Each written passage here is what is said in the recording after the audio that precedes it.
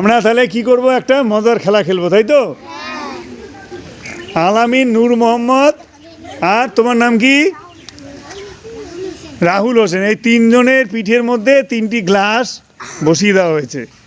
এরা হামাগুড়ি দিয়ে কোথায় যাবে না, এইখানে আসবে। এখানে দেখো একটা টুল আছে, টুলের উপরে কি আছে, একটা বাঁশি আছে।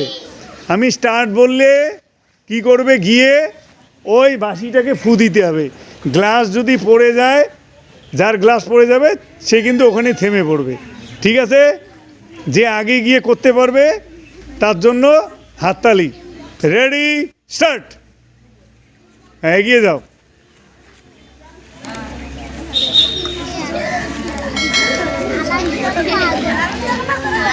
বাহ, গুড। আস্তে আস্তে চলো, আস্তেও যেতে হবে, আবার বাঁশিটাও ধরার চেষ্টা করতে হবে। হ্যাঁ,